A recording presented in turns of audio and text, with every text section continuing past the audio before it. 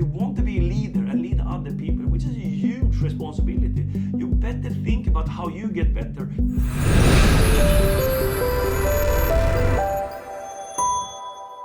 Hello, and welcome to another episode of On Purpose.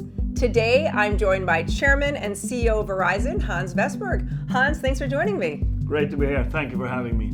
So Hans, I know we've spoken before, and I believe you come from a long line of people in law enforcement. Is that right? That's absolutely true. I mean, I grew up in a very small town in the northern part of Sweden. My father reported basically to my grandfather. My brother is a police officer. My mother was the only one really not. She works for the Swedish IRS. So we're all are public servant. So yeah, a very special childhood, but of course great in Sweden at that time. But I believe that wasn't what you thought your initial calling was. It was more sports, and if I believe handball, is that right? Yeah, it was a mix of it. I think that sports was the only thing I dreamt of, to be professional in sports. And I played team handball, and just to understand, in Sweden that's second big in sport. I came pretty far. I usually say I was semi-professional or something like that. But I also realized I wasn't good enough. So I really wanted to be a police officer as my family, working in law enforcement. But my father was very clear with me that I don't have the personality and the right skill set to be a police officer. So he definitely told me not even try to apply. So a little bit upset about that, of course, but it took me on another journey in life, actually. So you've had incredible leadership, obviously, at Verizon, but one of the issues you've been super passionate about over the last few years is the digital divide, the global digital divide. So talk to me a little bit about what that means to you and how that's experienced across the globe. I've been extremely passionate about that, and I started already in 2006-07. I was traveling a lot to Africa, and basically in many cases we actually turned on the internet in those small villages, and I remember vividly one time I came to a city in Ethiopia. When we landed to the city, it was thousands of children just with big signs, "Thank you for giving us internet," and I've never seen anything like it. For them, they became part of our society. They had never been part of our society, and the first thing they Googled was, what do they say about our small village? That was the first thing they Googled. And so from there on, I started working with the Millennium Development Goals, which was the precursor of Sustainable Development Goals. And I always fought for, it shouldn't matter where you're born or where you come from or who you are. You should have the same opportunity. But the same opportunity can only probably come with digital inclusion, because I was born where I was 5 minutes to the hospital and 5 minutes to the school.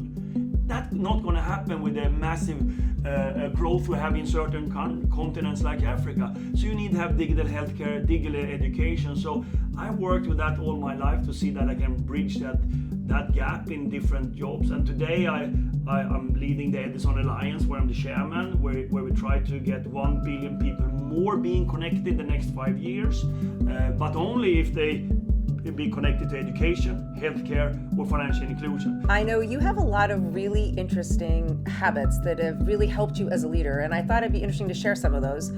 One of them that I found really intriguing is that you log your mood every day. So talk to me about what that log is and how that helps you.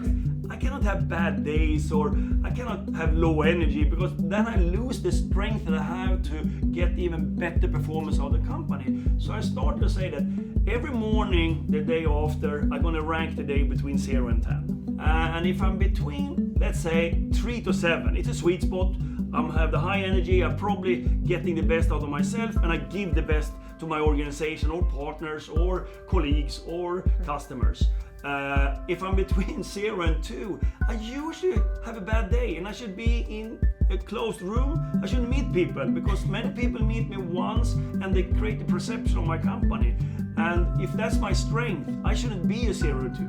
Then I usually have also saying that if I'm 9 and 10, people get very tired of me because I have so much energy. So you can always be a 9 or a 10 with me, Hans. You and I can probably be on 10 together, because we're just going to hype ourselves up.